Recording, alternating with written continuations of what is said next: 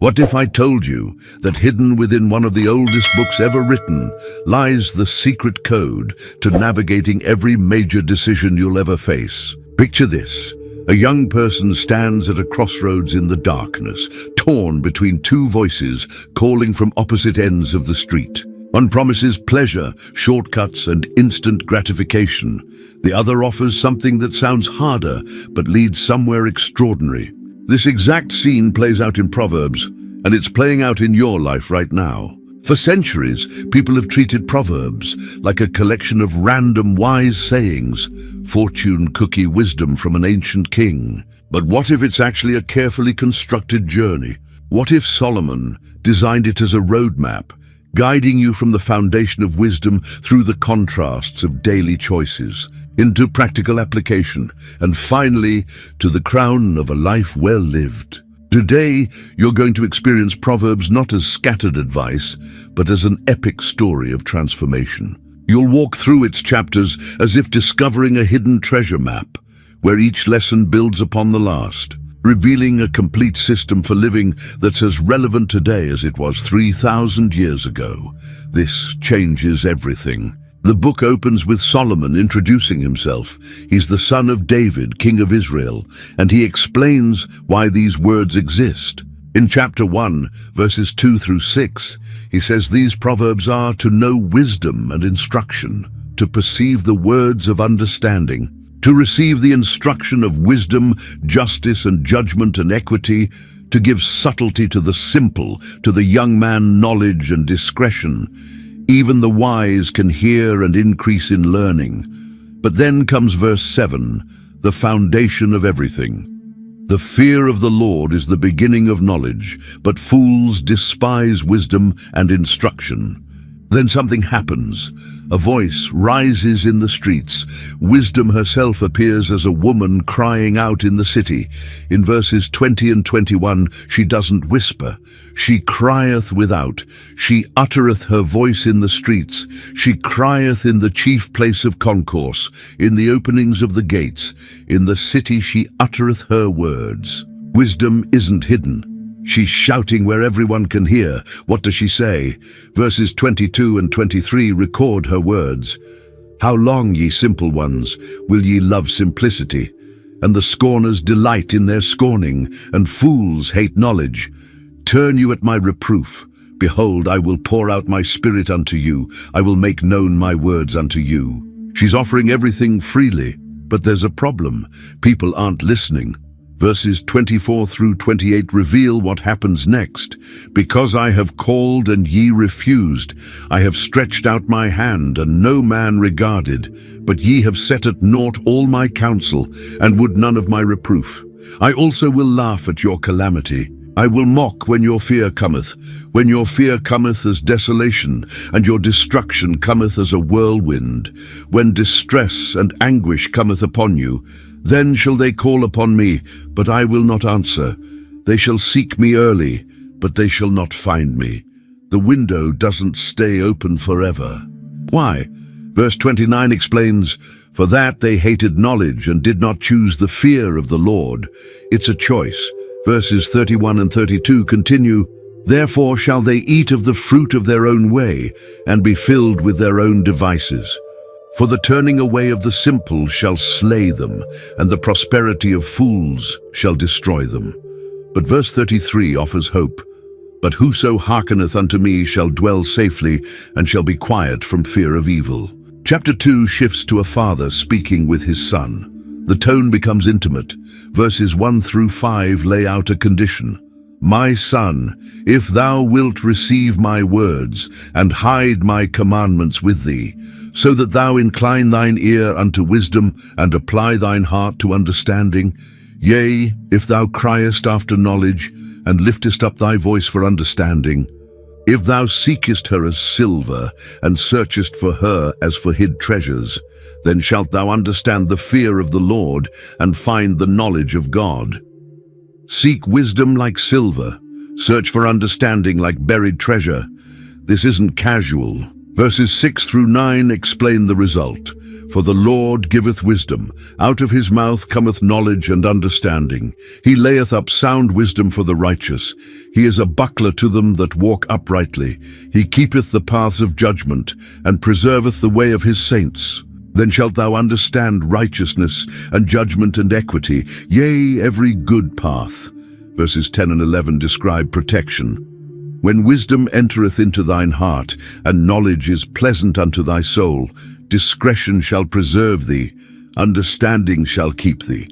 Then he shows what you're protected from. Verses 12 through 15 paint the picture, to deliver thee from the way of the evil man, from the man that speaketh froward things, who leave the paths of uprightness, to walk in the ways of darkness, who rejoice to do evil, and delight in the frowardness of the wicked, whose ways are crooked, and they froward in their paths. Verses 16 through 19 warn about another danger, to deliver thee from the strange woman, which flattereth with her words, which forsaketh the guide of her youth, and forgetteth the covenant of her God. For her house inclineth unto death, and her paths unto the dead. None that go unto her return again, neither take they hold of the paths of life. Chapter 3 continues. Verses 1 and 2 plead, My son, forget not my law, but let thine heart keep my commandments. For length of days and long life and peace shall they add to thee. Then comes verses 5 and 6. Trust in the Lord with all thine heart, and lean not unto thine own understanding. In all thy ways acknowledge him, and he shall direct thy paths. Verses 11 and 12 address correction. My son, despise not the chastening of the Lord, neither be weary of his correction. For whom the Lord loveth, he correcteth, even as a father the son in whom he delighteth. Then verses 13 through 18 describe wisdom's value. Happy is the man that findeth wisdom, and the man that getteth understanding. For the merchandise of it is better than the merchandise of silver, and the gain thereof than fine gold. She is more precious than rubies, and all the things thou canst desire are not to be compared unto her. Length of days is in her right hand, and in her left hand riches and honor. Her ways are ways of pleasantness, and all her paths are peace. She is a tree of life to them that lay hold upon her, and happy is everyone that retaineth her. Chapter 4 opens with the father sharing his own story. Verses 3 and 4 remember, For I was my father's son, tender and only beloved in the sight of my mother. He taught me also and said unto me, Let thine heart retain my words, keep my commandments, and live. Wisdom passes through generations. Verses 5 through 7 deliver the message, Get wisdom, get understanding, forget it not, neither decline from the words of my mouth. Forsake her not, and she shall preserve thee. Love her, and she shall keep thee. Wisdom is the principal thing. Therefore get wisdom, and with all thy getting get understanding. Wisdom is the principal thing. Verses 10 through 13 continue, Hear, O my son, and receive my sayings, and the years of thy life shall be many. I have taught thee in the way of wisdom. I have led thee in right paths. When thou goest, thy steps shall not be straitened, and when thou runnest, thou shalt not stumble. Take fast hold of instruction, let her not go, keep her, for she is thy life. Verses 14 through 17 warn about evil. Enter not into the path of the wicked, and go not in the way of evil men. Avoid it, pass not by it, turn from it, and pass away. For they sleep not, except they have done mischief, and their sleep is taken away, unless they cause some to fall. For they eat the bread of wickedness, and drink the wine of violence. Verses 18 and 19 show the contrast. But the path of the just is as the shining light that shineth more and more unto the perfect day. The way of the wicked is as darkness. They know not at what they stumble. One path gets brighter, the other stays dark. Verses 23 through 27 give instructions. Keep thy heart with all diligence, for out of it are the issues of life. Put away from thee a froward mouth, and perverse lips put far from thee. Let thine eyes look right on, and let thine eyelids look straight before thee. Ponder the path of thy feet, and let all thy ways be established. Turn not to the right hand nor to the left. Remove thy foot from evil. Chapter 9 brings the image together. Verse 1 declares, Wisdom hath builded her house, she hath hewn out her 7 pillars. Verses 2 and 3 continue, She hath killed her beasts, she hath mingled her wine, she hath also furnished her table, she hath sent forth her maidens, she crieth upon the highest places of the city. Everything is prepared. Verses 4 through 6 extend the invitation, Whoso is simple, let him turn in hither. As for him that wanteth understanding, she saith to him, Come eat of my bread, and drink of the wine which I have mingled. Forsake the foolish and live, and go in the way of understanding. Chapter 6 introduces the sluggard. Verses 6 through 11 describe him. Go to the ant, thou sluggard. Consider her ways, and be wise, which having no guide, overseer, or ruler, provideth her meat in the summer, and gathereth her food in the harvest. How long wilt thou sleep, O sluggard? When wilt thou arise out of thy sleep? Yet a little sleep, a little slumber, a little folding of the hands to sleep, so shall thy poverty come, as one that travelleth, and thy want as an armed man. Always wanting more rest. But poverty doesn't wait. Verses 12 through 15 describe someone wicked. A naughty person, a wicked man, walketh with a froward mouth. He winketh with his eyes, he speaketh with his feet, he teacheth with his fingers. Frowardness is in his heart, he deviseth mischief continually.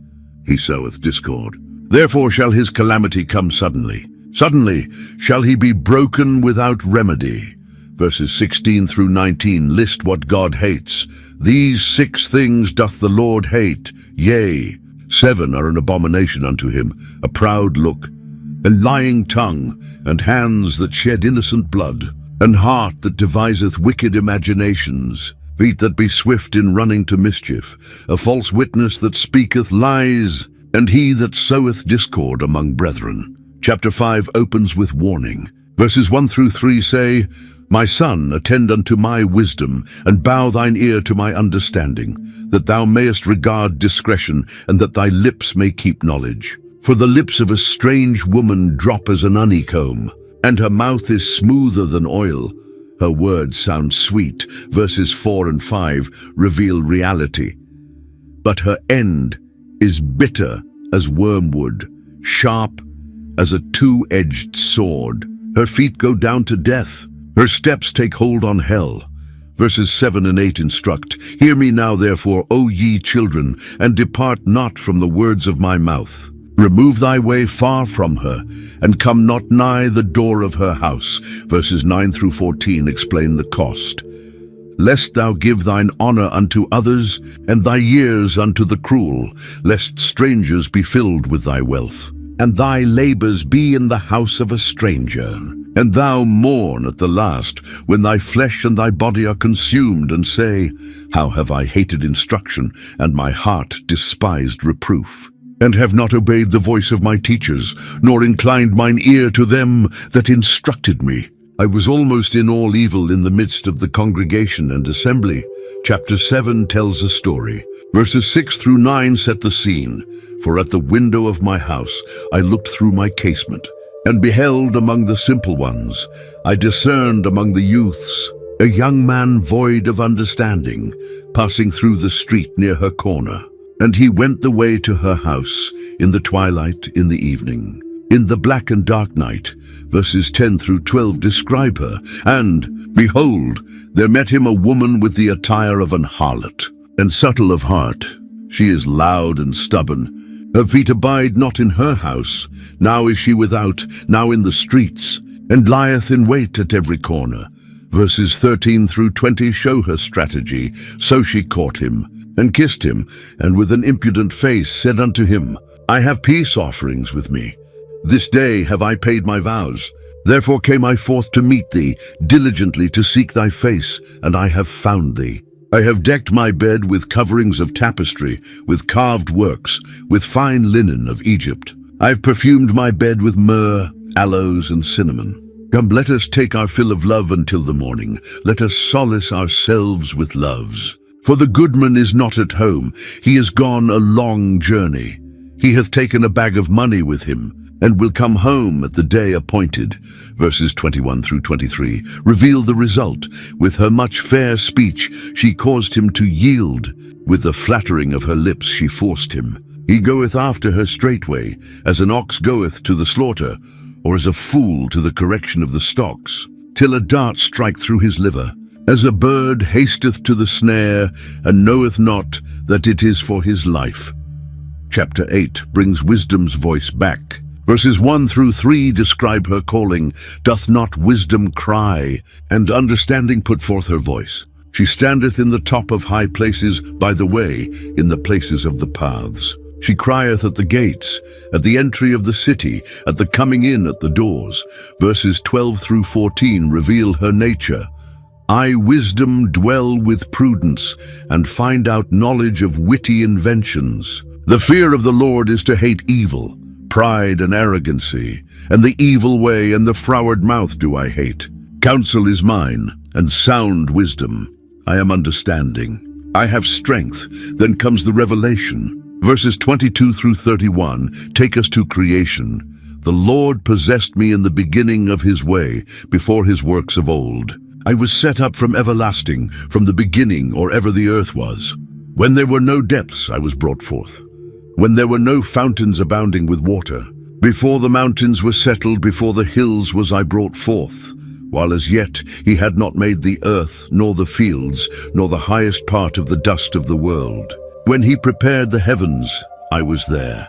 When he set a compass upon the face of the depth, when he established the clouds above, when he strengthened the fountains of the deep, when he gave to the sea his decree, that the waters should not pass his commandment, when he appointed the foundations of the earth, then I was by him, as one brought up with him, and I was daily his delight, rejoicing always before him, rejoicing in the habitable part of his earth. And my delights were with the sons of men.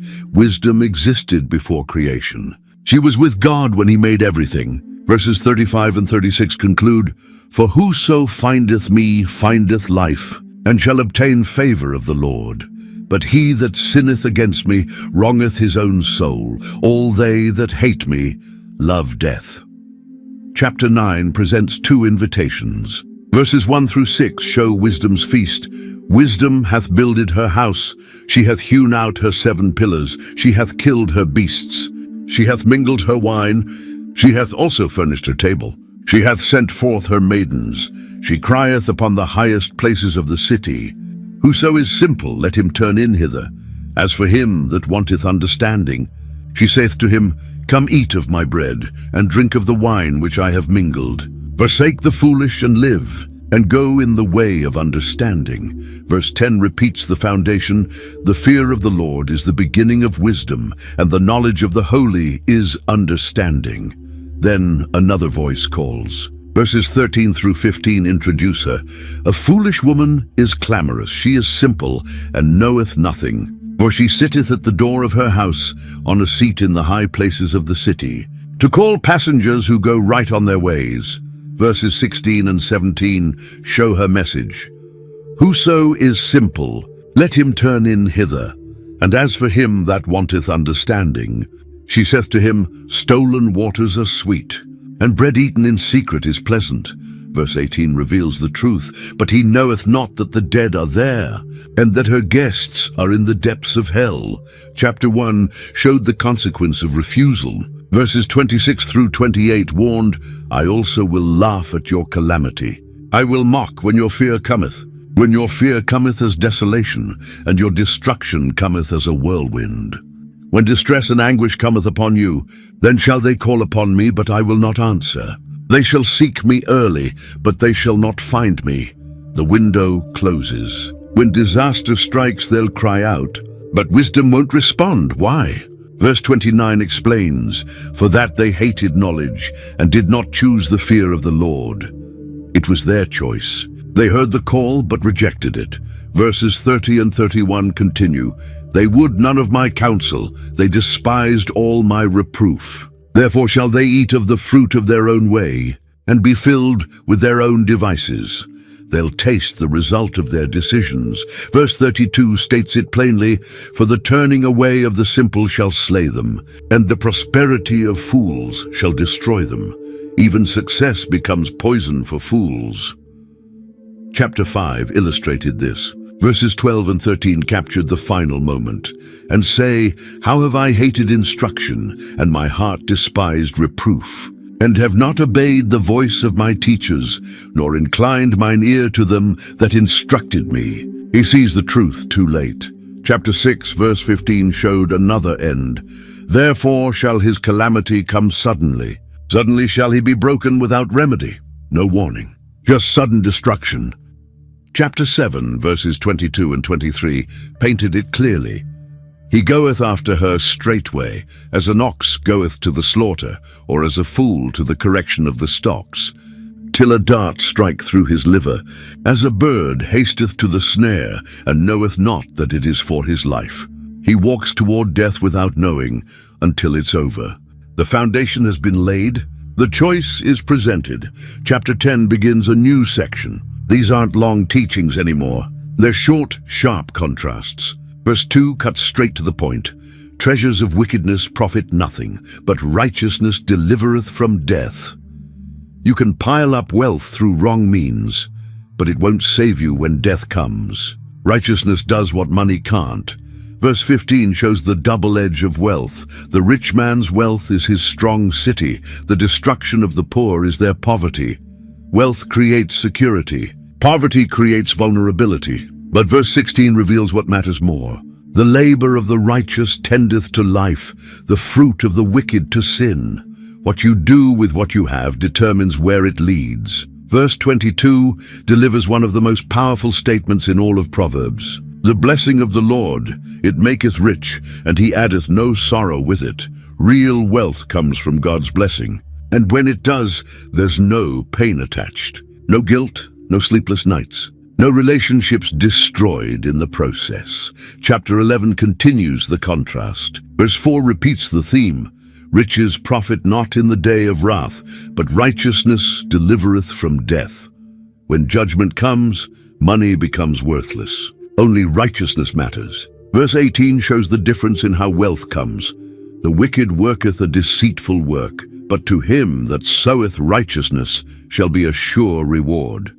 Wickedness might produce results, but they're built on lies. Righteousness produces something certain. Verse 28 warns about trusting the wrong thing. "He that trusteth in his riches shall fall, but the righteous shall flourish as a branch." Trust in money, and you'll collapse. Trust in righteousness, and you'll grow like a living tree. Chapter 13, verse 7 reveals an interesting paradox. "There is that maketh himself rich, yet hath nothing. There is that maketh himself poor, yet hath great riches." Some people look wealthy but own nothing real. Others appear poor but possess everything that matters. Verse 11 exposes how wealth disappears. "Wealth gotten by vanity shall be diminished, but he that gathereth by labor shall increase." Quick money vanishes quickly. Money earned through honest work stays and grows. Chapter 15, verse 6 shows what fills different houses. "In the house of the righteous is much treasure, but in the revenues of the wicked is trouble." The righteous have treasure. The wicked have income, but they also have constant trouble. Verse 16 gives us perspective. "Better is little with the fear of the Lord than great treasure and trouble therewith." A little bit with God beats mountains of wealth with anxiety. Verse 17 continues the pattern. "Better is a dinner of herbs where love is, than a stalled ox and hatred therewith." A simple meal with love surpasses a feast filled with hate. Chapter 10, verse 11 introduces the mouth's power. "The mouth of a righteous man is a well of life, but violence covereth the mouth of the wicked." Righteous words give life like water from a well. Wicked words hide violence. Verse 13 shows where wisdom appears. "In the lips of him that hath understanding wisdom is found, but a rod is for the back of him that is void of understanding." Understanding speaks through wise lips. Foolishness earns punishment. Verse 14 reveals what wise people do with words. Wise men lay up knowledge, but the mouth of the foolish is near destruction. The wise store knowledge. Fools talk themselves into trouble. Verse 19 warns about talking too much. In the multitude of words there wanteth not sin, but he that refraineth his lips is wise. Talk a lot, and you'll sin. Keep quiet, and you're wise. Verse 20 describes the value of different words. The tongue of the just is as choice silver. The heart of the wicked is little worth. Righteous words are like pure silver. Wicked thoughts have no value. Verse 21 shows the impact. The lips of the righteous feed many, but fools die for want of wisdom. Good words feed others. Fools die because they lack wisdom. Verse 31 contrasts productive and destructive mouths. The mouth of the just bringeth forth wisdom, but the froward tongue shall be cut out. Justice speaks wisdom. Twisted talk gets cut off. Verse 32 shows understanding. The lips of the righteous know what is acceptable, but the mouth of the wicked speaketh frowardness. The righteous know what to say. The wicked twist everything. Chapter 12, verse 6 reveals words as weapons or defense. The words of the wicked are to lie in wait for blood, but the mouth of the upright shall deliver them. Wicked words set traps. Upright words bring rescue. Verse 13 shows how speech creates traps. The wicked is snared by the transgression of his lips, but the just shall come out of trouble. Evil people trap themselves with their words. Good people escape trouble. Verse 18 gives a stark comparison. There is that speaketh like the piercings of a sword, but the tongue of the wise is health. Some words stab like a blade. Wise words heal. Verse 19 addresses truth versus lies. The lip of truth shall be established forever, but a lying tongue is but for a moment. Truth lasts forever. Lies disappear quickly. Chapter 13 verse 3 warns about guarding speech. He that keepeth his mouth keepeth his life, but he that openeth wide his lips shall have destruction. Control your mouth. Save your life. Talk carelessly, face destruction. Chapter 14 verse 3 shows consequences. In the mouth of the foolish is a rod of pride, but the lips of the wise shall preserve them. Foolish talk brings punishment. Wise words bring protection. Chapter 15 opens with this truth in verse 1. A soft answer turneth away wrath, but grievous words stir up anger. Gentle words calm anger. Harsh words create it. Verse 2 continues. The tongue of the wise useth knowledge aright, but the mouth of fools poureth out foolishness. Wisdom uses knowledge well. Foolishness just spills out. Verse 4 uses a powerful image. A wholesome tongue is a tree of life, but perverseness therein is a breach in the spirit. Healthy words give life. Twisted words break the spirit. Verse 7 shows what different mouths distribute. The lips of the wise disperse knowledge, but the heart of the foolish doeth not so. Wise lips spread knowledge. Foolish hearts can't. Verse 23 reveals the joy of good words. A man hath joy by the answer of his mouth, and a word spoken in due season. How good is it? Right words at the right time create joy. Verse 28 contrasts careful and careless speech. The heart of the righteous studieth to answer, but the mouth of the wicked poureth out evil things. The righteous think before speaking. The wicked just pour out evil. Chapter 11 verse 1 addresses dishonest business. A false balance is abomination to the Lord, but a just weight is his delight. God hates dishonest scales. He loves honest ones. Verse 20 reveals what God thinks about people's hearts. They that are of a froward heart are abomination to the Lord, but such as are upright in their way are his delight. Twisted hearts disgust God. Upright people delight. In verse 21 makes a promise.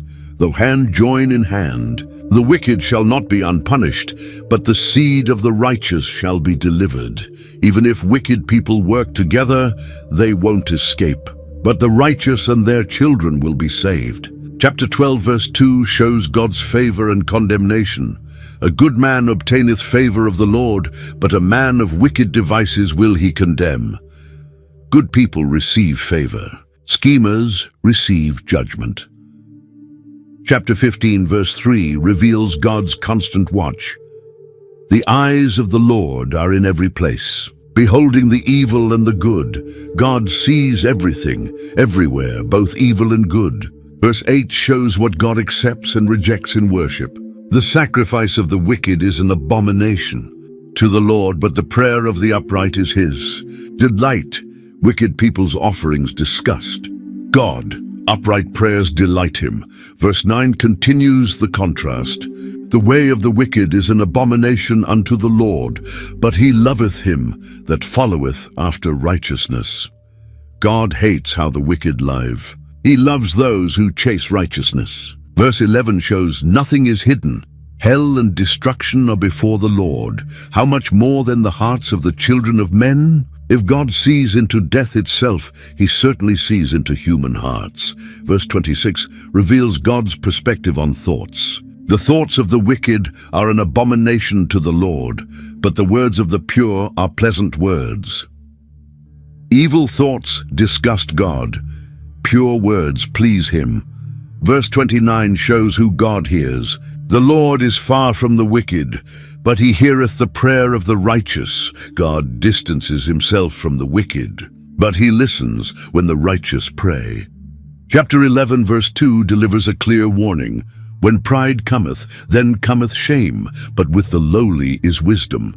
Pride brings shame. Humility brings wisdom. Verse 12 describes the proud fool. He that is void of understanding despiseth his neighbor, but a man of understanding holdeth his peace. Fools look down on others. Wise people stay quiet. Chapter 13, verse 10 reveals pride's main product.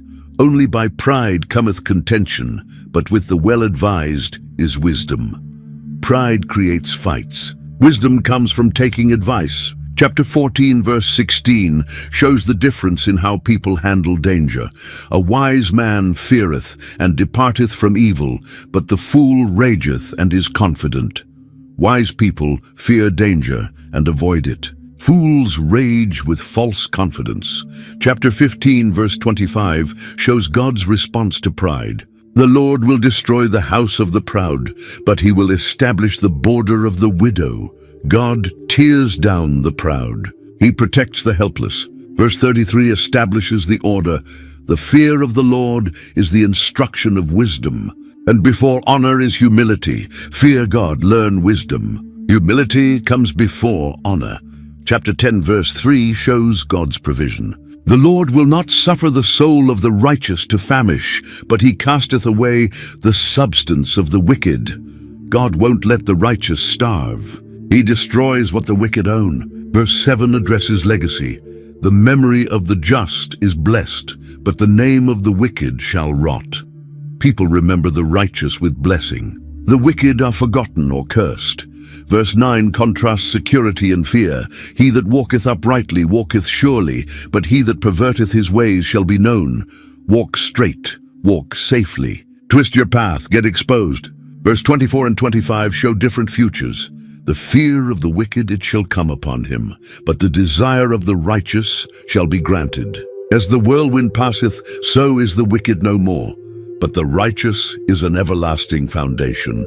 What the wicked fear happens. What the righteous want is granted. Storms destroy the wicked. The righteous stand forever.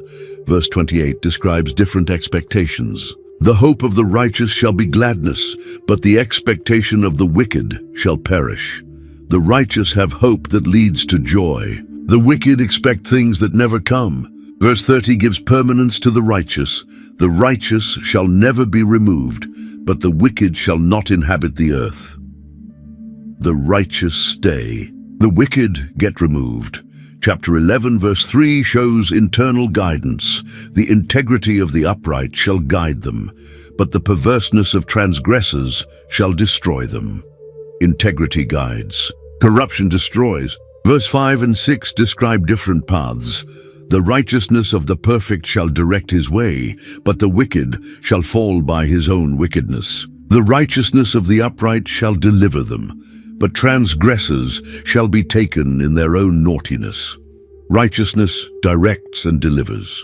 Wickedness causes falls and captures. Verse 8 shows escape and replacement. The righteous is delivered out of trouble, and the wicked cometh in his stead. The righteous escape trouble. The wicked walk right into it. Verse 19 gives the final outcomes. As righteousness tendeth to life, so he that pursueth evil pursueth it to his own death.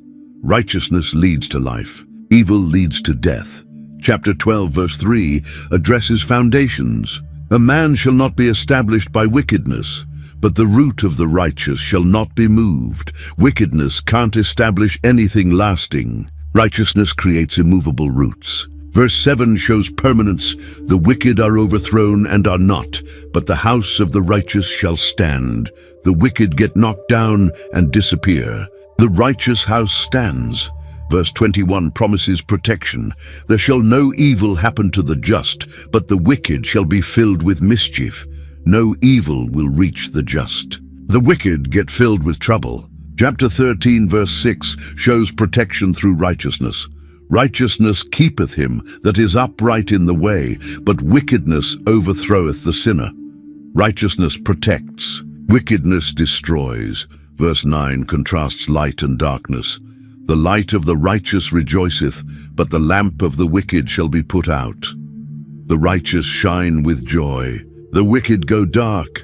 Chapter 14, verse 11 shows what lasts.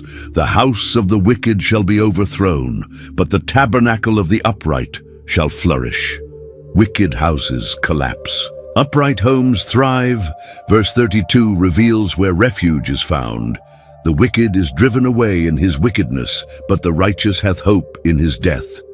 Wickedness drives people away even in death, but the righteous have hope even when dying.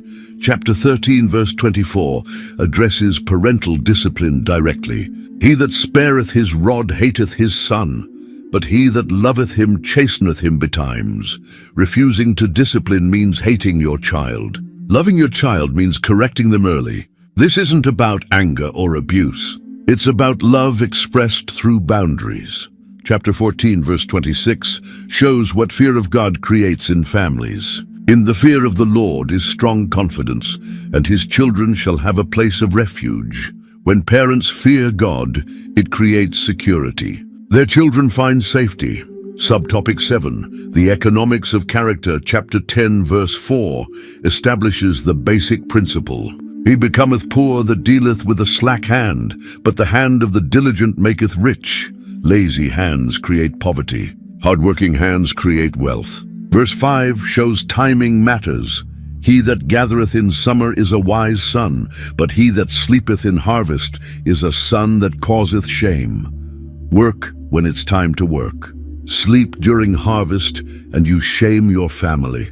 Chapter 12, verse 11 contrasts real work with fantasies. He that tilleth his land shall be satisfied with bread, but he that followeth vain persons is void of understanding. Work your land, have food. Chase empty people, have nothing. Verse 24 shows who rules and who serves. The hand of the diligent shall bear rule, but the slothful shall be under tribute. Hard workers become leaders. Lazy people become servants.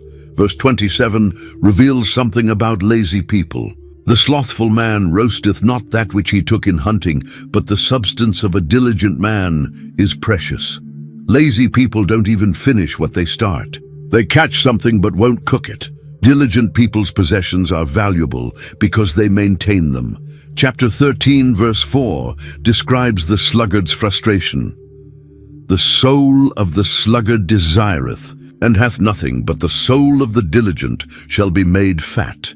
Lazy people want things but never get them. Hard workers get more than enough. Verse 23 shows injustice in poverty. Much food is in the tillage of the poor, but there is that is destroyed for want of judgment.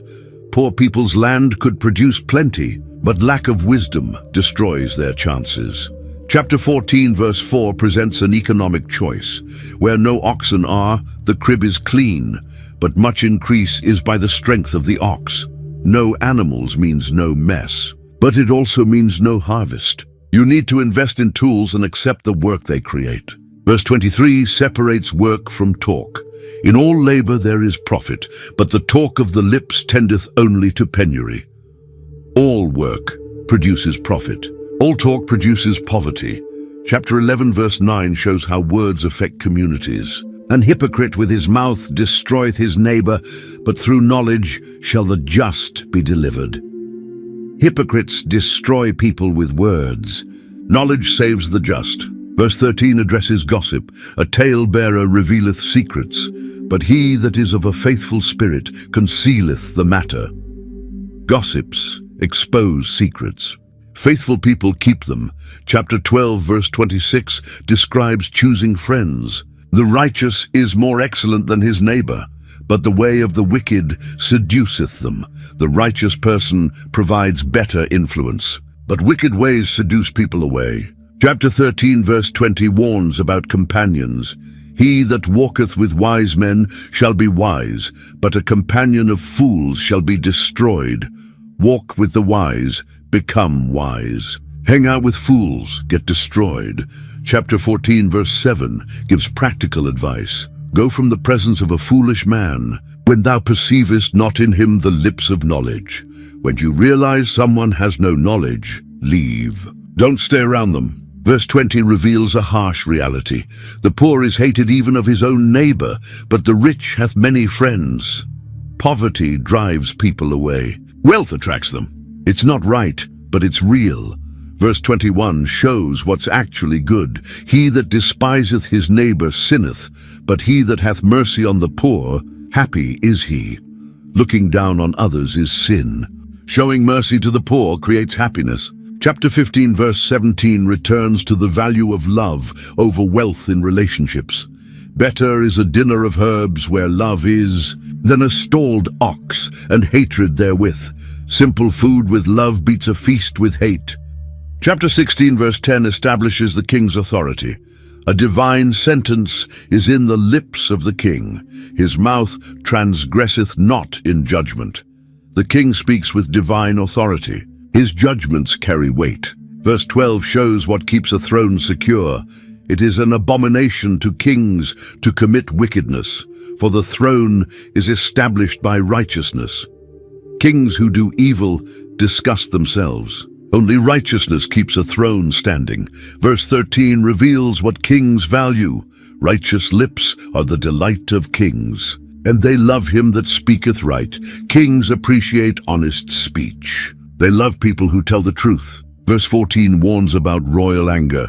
The wrath of a king is as messengers of death, but a wise man will pacify it. A king's anger can kill. A wise person knows how to calm it. Verse 15 describes the king's favor. In the light of the king's countenance is life, and his favor is as a cloud of the latter rain. The king's smile means life. His favor is like rain that makes crops grow. Chapter 19 verse 12 compares the king's reactions. The king's wrath is as the roaring of a lion, but his favor is as dew upon the grass. His anger roars like a lion. His favor refreshes like morning dew. Chapter 20 verse 2 repeats the warning about provoking kings. The fear of a king is as the roaring of a lion. Whoso provoketh him to anger sinneth against his own soul. Making a king angry is suicide. Verse 8 shows how a king judges. A king that sitteth in the throne of judgment scattereth away all evil with his eyes. He looks at people and sees through evil. His gaze alone drives wickedness away. Verse 26 describes how a wise king handles evil people. A wise king scattereth the wicked, and bringeth the wheel over them. He separates evil people and crushes them. Verse 28 reveals what protects a king. Mercy and truth preserve the king, and his throne is upholden by mercy, not armies or gold. Mercy and truth keep him safe. Chapter 21 verse 1 shows who really controls kings. The king's heart is in the hand of the Lord. As the rivers of water, he turneth it whithersoever he will. God directs kings' hearts like water flowing in channels. He turns them wherever he wants. Chapter 22 verse 11 tells how to gain access to kings. He that loveth pureness of heart, for the grace of his lips the king shall be his friend. Love purity, speak with grace. The king will befriend you. Chapter 16 verse 14 already warned about the king's wrath being like messengers of death. Now verse 15 shows the opposite. His favor brings life like rain. This is the reality of royal courts. One wrong word can end you. One right word can save you. Chapter 16 verse 8 establishes the first principle. Better is a little with righteousness than great revenues without right. A small amount gained honestly beats massive wealth gained wrong. Verse 16 continues, how much better is it to get wisdom than gold, and to get understanding rather to be chosen than silver. Wisdom surpasses gold. Understanding beats silver. Verse 19 gives another comparison. Better it is to be of an humble spirit with the lowly than to divide the spoil with the proud. Being humble with poor people beats sharing stolen goods with proud people. Verse 32 praises patience. He that is slow to anger is better than the mighty, and he that ruleth his spirit than he that taketh a city. Controlling your temper beats being a warrior. Ruling yourself beats conquering cities. Chapter 17 verse 1 returns to the theme of peace over plenty. Better is a dry morsel, and quietness therewith, than an house full of sacrifices with strife. A dry piece of bread with peace beats a house full of feasts with fighting. Verse 10 shows how different people receive correction. A reproof entereth more into a wise man than 100 stripes into a fool. One word of correction goes deeper into a wise person than 100 beatings into a fool. Verse 12 uses a shocking image. Let a bear robbed of her whelps meet a man, rather than a fool in his folly. You'd rather meet an angry mother bear than a fool acting foolish. Chapter 19 verse 1 compares poverty and perversion. Better is the poor that walketh in his integrity than he that is perverse in his lips, and is a fool. Being poor with integrity beats being rich with twisted speech. Verse 22 reveals what people really desire. The desire of a man is his kindness, and a poor man is better than a liar. What people actually want is kindness. A poor, honest person beats a rich liar. Chapter 21 verse 9 describes bad living situations. It is better to dwell in a corner of the housetop than with a brawling woman in a wide house. Living in a tiny corner on the roof beats sharing a mansion with a fighting woman. Verse 19 repeats the idea. It is better to dwell in the wilderness than with a contentious and an angry woman. Living in the desert alone beats living with an angry, arguing woman. These aren't just sayings. They're choosing peace over comfort, character over wealth, wisdom over power. Chapter 11 verse 24 introduced this paradox in the previous section. But chapter 19 verse 17 reveals something stunning. He that hath pity upon the poor lendeth unto the Lord, and that which he hath given will he pay him again. When you give to the poor, you're lending to God, and God promises to pay you back. This isn't charity disappearing into nothing. It's an investment with a divine guarantor. Chapter 21 verse 13 warns about ignoring the poor. Whoso stoppeth his ears at the cry of the poor, he also shall cry himself, but shall not be heard. Ignore the poor when they cry, and no one will hear you when you cry. Chapter 22 verse 9 describes the generous person. He that hath a bountiful eye shall be blessed, for he giveth of his bread to the poor. A generous eye brings blessing. Sharing your food brings favor. Verse 16 shows two wrong approaches to wealth. He that oppresseth the poor to increase his riches, and he that giveth to the rich shall surely come to want. Oppress the poor to get rich. You'll end up poor. Give gifts to rich people? Same result, poverty. Chapter 11 verse 25 explained the principle. The liberal soul shall be made fat, and he that watereth shall be watered also himself. Generous people prosper. Those who refresh others get refreshed. This seems backwards. Give away money and get more? Yes, that's exactly what it says. The principle operates on a level beyond normal economics. It's embedded in how God designed the world to work. Chapter 17, verse 9, addresses how to maintain friendships. He that covereth a transgression seeketh love, but he that repeateth a matter separateth very friends. Cover an offense, build love. Keep bringing it up, destroy friendship. Verse 17 defines real friendship. A friend loveth at all times, and a brother is born for adversity. Friends love constantly. Brothers exist for tough times. Chapter 18, verse 19, reveals how hard it is to restore broken relationships. A brother offended is harder to be won than a strong city, and their contentions are like the bars of a castle.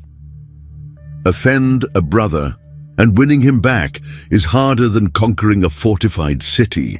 Arguments become like iron bars. Verse 24 distinguishes types of friends. A man that hath friends must show himself friendly, and there is a friend that sticketh closer than a brother. To have friends, be friendly. But some friends become closer than blood relatives. Chapter 19, verse 4, shows how wealth affects friendships. Wealth maketh many friends, but the poor is separated from his neighbor. Money attracts people. Poverty drives them away. Verse 6 expands on this. Many will entreat the favor of the prince, and every man is a friend to him that giveth gifts. Everyone wants to be friends with generous people and powerful people. Verse 7 describes the poor person's isolation. All the brethren of the poor do hate him. How much more do his friends go far from him? He pursueth them with words, yet they are wanting to him. Even the poor person's family hates him. His friends disappear. He chases them with words, but they're gone. This is harsh, but real. Chapter 22, verse 24 warns about choosing friends. Make no friendship with an angry man, and with a furious man thou shalt not go. Don't befriend angry people. Don't walk with furious people. Verse 25 explains why. Lest thou learn his ways, and get a snare to thy soul. You'll learn their ways and trap yourself. Chapter 27, verse 6 gives a surprising truth. Faithful are the wounds of a friend, but the kisses of an enemy are deceitful. A friend's wounds are trustworthy. An enemy's kisses are lies. Real friends hurt you with truth. Enemies flatter you with lies. Verse 9 describes what makes friendship sweet. Ointment and perfume rejoice the heart. So doth the sweetness of a man's friend by hearty counsel. Perfume makes the heart glad. So does honest advice from a friend. Verse 10 warns against abandoning old friendships. Thine own friend and thy father's friend forsake not. Neither go into thy brother's house in the day of thy calamity. For better is a neighbor that is near than a brother far off. Don't abandon your friend or your father's friend. When trouble comes, a nearby neighbor helps more than a distant brother. Verse 17 shows how people sharpen each other. Iron sharpeneth iron. So a man sharpeneth the countenance of his friend. Iron sharpens iron. People sharpen people. Friends make each other better. Chapter 19, verse 15 describes what laziness produces. Slothfulness casteth into a deep sleep, and an idle soul shall suffer hunger. Laziness puts you into deep sleep. Idleness brings hunger. Verse 24 paints a ridiculous picture. A slothful man hideth his hand in his bosom, and will not so much as bring it to his mouth again. The sluggard puts his hand in the dish, but won't lift it to his mouth. He's too lazy even to feed himself. Chapter 20, verse 4 shows the sluggard's poor timing. The sluggard will not plow by reason of the cold. Therefore shall he beg in harvest and have nothing. He won't plow in cold weather. So when harvest comes, he begs and has nothing. Verse 13 warns, love not sleep, lest thou come to poverty. Open thine eyes, and thou shalt be satisfied with bread. Love sleeping. Get poor, stay awake and work. Have bread. Chapter 21, verse 25, reveals the sluggard's strange situation. The desire of the slothful killeth him, for his hands refuse to labor. He wants things, he desires things, but his hands won't work. so his own desires kill him. Chapter 22, verse 13, shows the excuses lazy people make. The slothful man saith, "There is a lion without, I shall be slain in the streets." He claims there's a lion outside. He'll be killed in the streets. It's an absurd excuse to avoid work. Chapter 26, verse 13, repeats this excuse. The slothful man saith, "There is a lion in the way." A lion is in the streets, still claiming there's a lion, still not working. Verse 14 gives another image. As the door turneth upon his hinges, so doth the slothful upon his bed.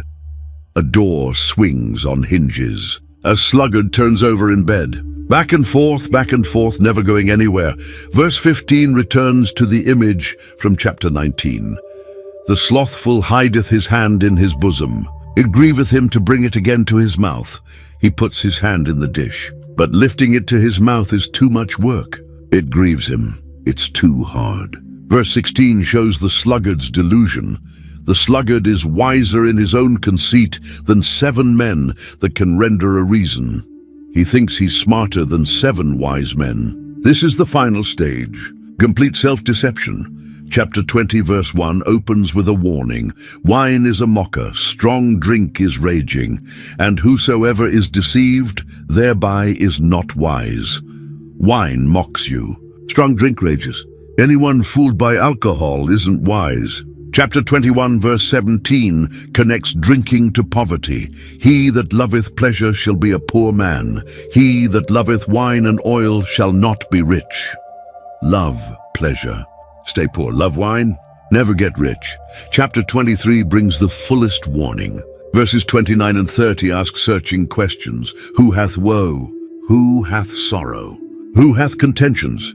Who hath babbling? Who hath wounds without cause? Who hath redness of eyes? They that tarry long at the wine. They that go to seek mixed wine. Who has all these problems? Those who stay long at the wine? Those who look for mixed drinks? Verses 31 and 32 describe the trap.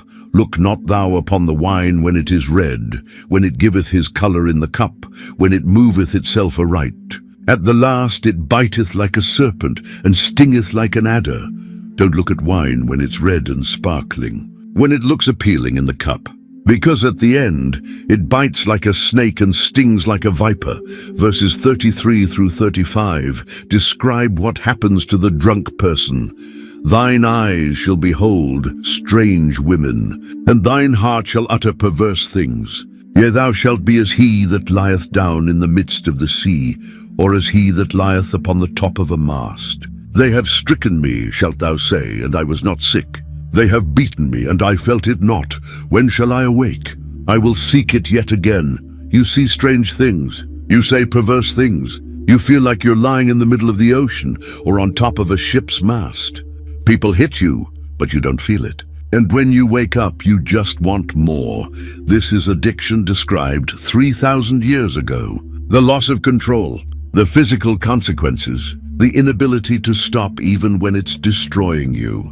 Chapter 22, verse 17 introduces a new section. Bow down thine ear, and hear the words of the wise, and apply thine heart unto my knowledge. Listen carefully. Apply your heart. Verse 18 explains why. For it is a pleasant thing if thou keep them within thee. They shall withal be fitted in thy lips. These words are pleasant when you keep them inside. They'll be ready on your lips when needed. Verses 19 through 21 state the purpose, that thy trust may be in the Lord. I have made known to thee this day, even to thee. Have not I written to thee excellent things in counsels and knowledge, that I might make thee know the certainty of the words of truth, that thou might answer the words of truth to them that send unto thee. This is about trust in the Lord, about knowing truth with certainty, about being able to answer with truth. Then the sayings begin. Verses 22 and 23 warn against oppressing the poor. Rob not the poor, because he is poor. Neither oppress the afflicted in the gate, for the Lord will plead their cause, and spoil the soul of those that spoiled them. Don't rob poor people just because they're poor. Don't oppress hurting people. God will fight for them and destroy those who destroyed them. Verses 24 and 25 warn about angry friends. Make no friendship with an angry man, and with a furious man thou shalt not go, lest thou learn his ways and get a snare to thy soul. Already mentioned, but worth repeating. Stay away from angry people or you'll become like them. Verses 26 and 27 warn about financial guarantees. Be not thou one of them that strike hands, or of them that are sureties for debts. If thou hast nothing to pay, why should he take away thy bed from under thee? Don't guarantee other people's debts. If you can't pay, they'll take your bed. Verse 28 addresses property boundaries. Remove not the ancient landmark which thy fathers have set. Don't move old boundary markers. Respect what previous generations established. Chapter 23 continues these concentrated sayings through verse 35. Each one a complete lesson in just a few words. Chapter 22 verse 6 gives the famous instruction, train up a child in the way he should go, and when he is old, he will not depart from it. Train children right. When they're old, they'll stay on that path. Verse 15 addresses foolishness in children. Foolishness is bound in the heart of a child, but the rod of correction shall drive it far from him. Children naturally have foolishness tied up in their hearts. Correction drives it out. Chapter 23 verse 12 urges applying discipline. Apply thine heart unto instruction, and thine ears to the words of knowledge. This works both ways. Parents should instruct, children should listen. Verse 13 addresses correction directly. Withhold not correction from the child, for if thou beatest him with the rod, he shall not die. Don't hold back correction. Discipline won't kill them. Verse 14 shows the real purpose. Thou shalt beat him with the rod, and shalt deliver his soul from hell. Physical discipline saves their soul from hell. This isn't about anger or abuse. It's about love that corrects before it's too late. Verses 15 and 16 express the Father's hope. My son, if thine heart be wise, my heart shall rejoice, even mine. Yea, my reins shall rejoice when thy lips speak right things. When children become wise, parents rejoice. When they speak truth, parents celebrate. Verses 19 through 21 give direct commands. Hear thou, my son, and be wise, and guide thine heart in the way. Be not among winebibbers, among riotous eaters of flesh, for the drunkard and the glutton shall come to poverty, and drowsiness shall clothe a man with rags. Listen, be wise, stay away from drunks and gluttons. They'll end up poor and dressed in rags. Verses 22 through 25 address parents with respect. Hearken unto thy father that begat thee, and despise not thy mother when she is old. Buy the truth and sell it not. Also wisdom and instruction and understanding. The father of the righteous shall greatly rejoice, and he that begetteth a wise child shall have joy of him. Thy father and thy mother shall be glad, and she that bare thee shall rejoice. Listen to your father. Don't despise your mother when she's old. Get truth and never sell it. Get wisdom, instruction, understanding. Make your parents glad. Verses 26 and 27 plead for attention. My son, give me thine heart, and let thine eyes observe my ways. For a whore is a deep ditch, and a strange woman is a narrow pit. Give me your heart. Watch how I live, because sexual sin is a pit you can't escape. Chapter 24 verse 5 establishes a surprising truth. A wise man is strong. Yea, a man of knowledge increaseth strength. Wisdom creates strength. Knowledge increases it. This isn't about muscles. It's about something more powerful. Verse 6 explains how battles are actually won. For by wise counsel thou shalt make thy war, and in multitude of counselors there is safety. You make war through wise counsel. Safety comes from many advisors. This overturns everything people assume about war. It's not about who has the biggest army or the strongest soldiers. It's about who thinks better, who plans smarter, who gets the right advice. Chapter 21 verse 22 already hinted at this.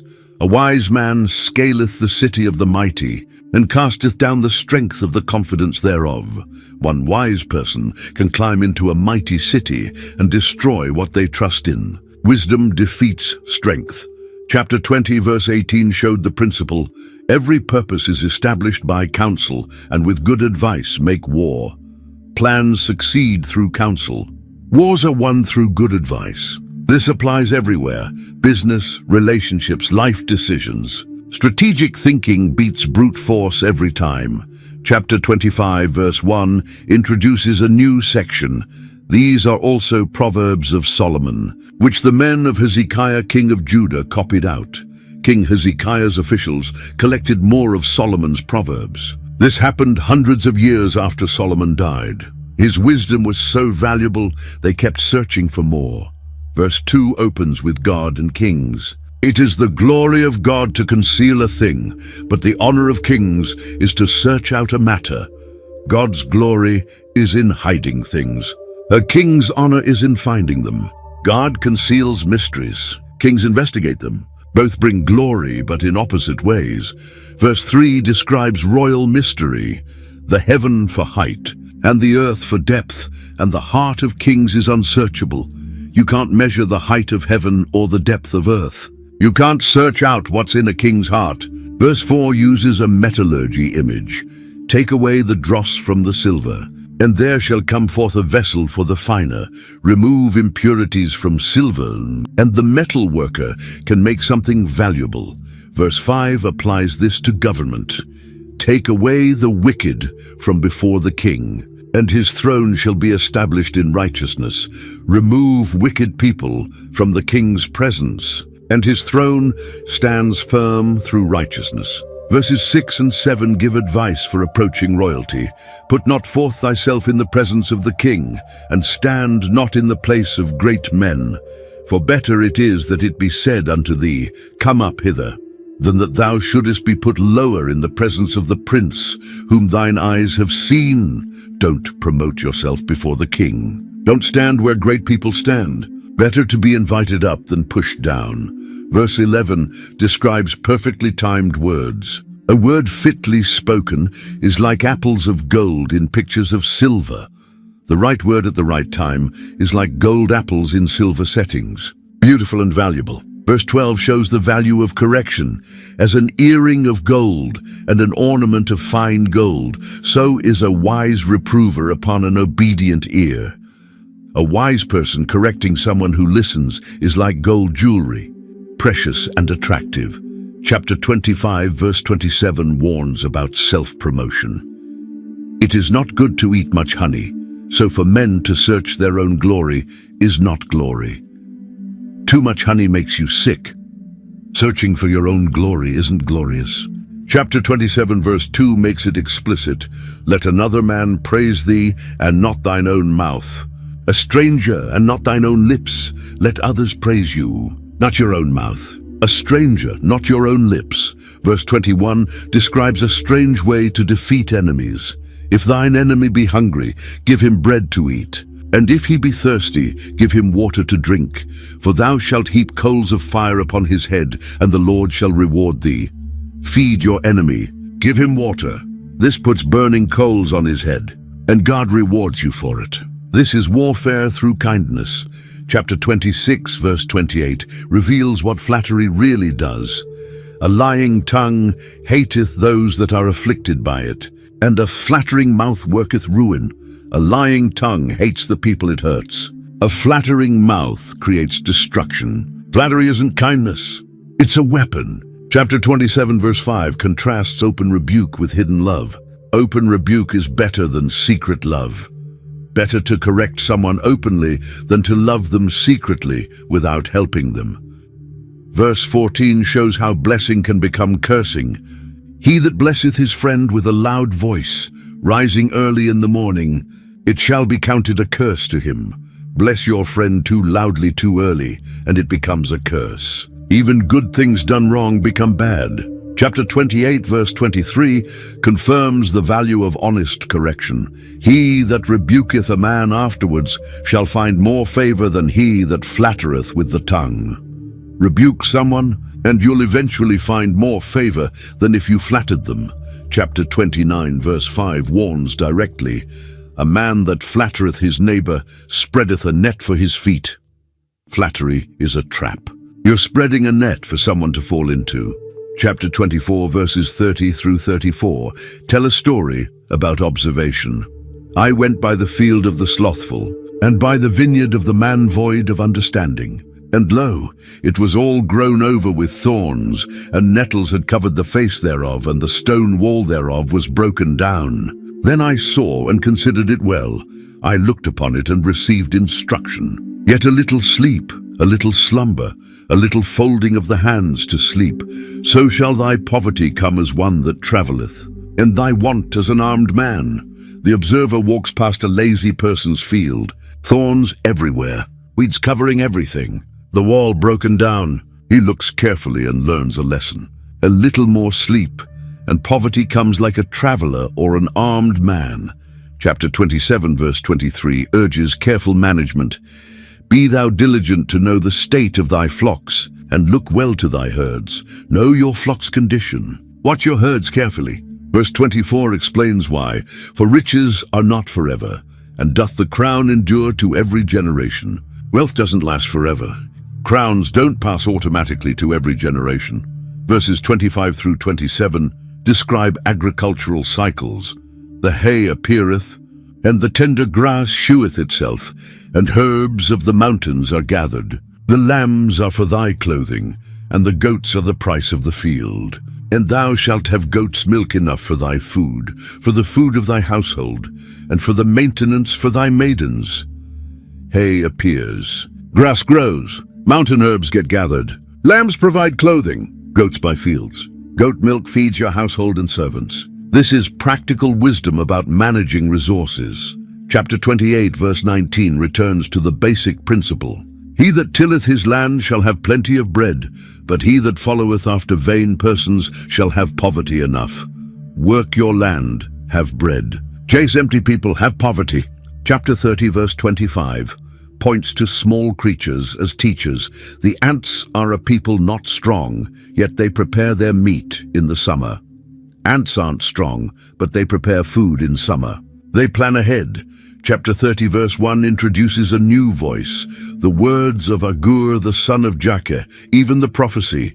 The man spake unto Ithiel, even unto Ithiel and Ukal. Agur, son of Jakeh, speaks. His words are prophecy. He speaks to Ithiel and Ukal. We don't know who these people are, but we know Agur's words matter. Verses 2 and 3 express profound humility. Surely I am more brutish than any man, and have not the understanding of a man. I neither learnt wisdom, nor have the knowledge of the holy. Agur calls himself more stupid than anyone. He says he doesn't have human understanding. He hasn't learned wisdom or knowledge of holy things. This is stunning honesty. Then he asks questions in verses 4. Who hath ascended up into heaven, or descended? Who hath gathered the wind in his fists? Who hath bound the waters in a garment? Who hath established all the ends of the earth? What is his name, and what is his son's name, if thou canst tell? Who went up to heaven and came down? Who holds wind in his hands? Who wrapped up water in cloth? Who set up the edges of the earth? What's his name? What's his son's name? Can you tell me? These aren't just questions. They point to God's incomprehensible power. Verse 5 confirms Scripture's reliability. Every word of God is pure. He is a shield unto them that put their trust in him. Every word God speaks is pure. He protects those who trust him. Verse 6 warns against adding to God's words. Add thou not unto his words, lest he reprove thee, and thou be found a liar. Don't add to what God said. He'll correct you and prove you're lying. Then Agur makes a request in verses 7 through 9. 2 things have I required of thee. Deny me them not before I die. Remove far from me vanity and lies. Give me neither poverty nor riches. Feed me with food convenient for me, lest I be full, and deny thee, and say, Who is the Lord? Or lest I be poor, and steal, and take the name of my God in vain. 2 things before he dies. Remove lies from him. Give him neither poverty nor riches. Just enough food, why? If he's too full, he might deny God and ask, Who is the Lord? If he's too poor, he might steal and dishonor God's name. He wants the middle path. Chapter 30 verse 15 begins the numerical sayings, "The horse leech hath 2 daughters, crying, Give, give." There are 3 things that are never satisfied. Yea, 4 are never satisfied. A leech has 2 daughters crying, "Give, give." Then come 3 things, no 4, that never say enough. Verse 16 lists them: the grave, and the barren womb, the earth that is not filled with water, and the fire that saith not, "It is enough." The grave never stops taking people. A barren womb always wants a child. Dry earth always needs water. Fire never says it has enough fuel. Verses 18 and 19 introduce another pattern. "There be 3 things which are too wonderful for me, yea, 4 which I know not. The way of an eagle in the air, the way of a serpent upon a rock, the way of a ship in the midst of the sea, and the way of a man with a maid. 4 things too wonderful to understand. An eagle's path through the air, a snake's path on a rock, a ship's path through the sea, a man's way with a woman. All leave no trace, all are mysterious." Verses 21 through 23 list unbearable things. "For 3 things the earth is disquieted, and for 4 which it cannot bear. For a servant when he reigneth, and a fool when he is filled with meat. For an odious woman when she is married, and an handmaid that is heir to her mistress. 4 things the earth can't handle. A servant becoming king, a fool who has plenty of food, a hateful woman who gets married, a servant girl who inherits her mistress's place." Verses 24 through 28 point to small, wise creatures. "There be 4 things which are little upon the earth, but they are exceeding wise. The ants are a people not strong, yet they prepare their meat in the summer. The conies are but a feeble folk, yet make they their houses in the rocks. The locusts have no king, yet go they forth all of them by bands. The spider taketh hold with her hands, and is in kings' palaces. 4 small things that are very wise. Ants prepare food. Rock badgers build in cliffs. Locusts move in formation without a king. Spiders get into palaces." Verses 29 through 31 describe stately movement. "There be 3 things which go well. Yea, 4 are comely in going. A lion which is strongest among beasts, and turneth not away for any. A greyhound, an he-goat also, and a king against whom there is no rising up. 4 things that move well. A lion who doesn't turn from anything. A greyhound. A male goat. A king whose people won't rise against him." Chapter 31 verse 1 introduces another voice, the words of King Lemuel, the prophecy that his mother taught him. King Lemuel speaks, but these are actually his mother's words, a queen mother teaching her son. Verses 2 and 3 begin her instruction. "What, my son? And what the son of my womb? And what the son of my vows? Give not thy strength unto women, nor thy ways to that which destroyeth kings. What should I say, my son? The son I carried, the son I promised to God? Don't give your strength to women. Don't live in ways that destroy kings." Verses 4 and 5 warn about alcohol.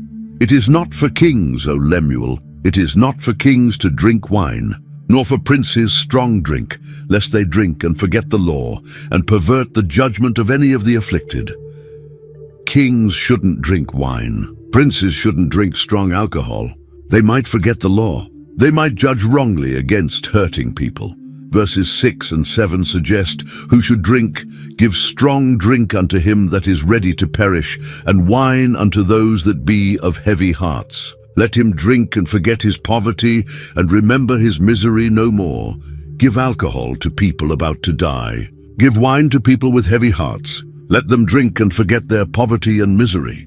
But not kings. Kings need clear minds. Verses 8 and 9 give the king's real job.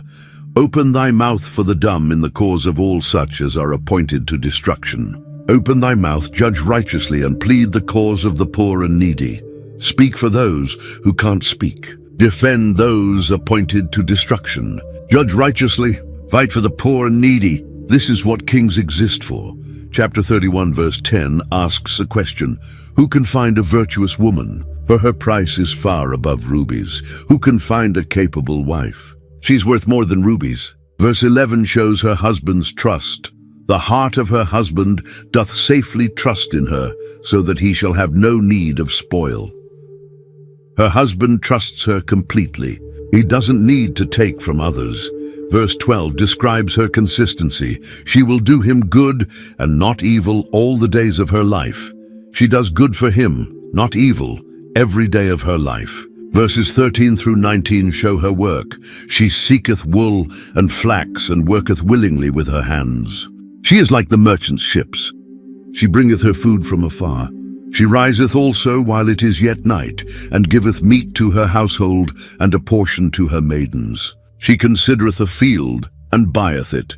With the fruit of her hands she planteth a vineyard. She girdeth her loins with strength, and strengtheneth her arms.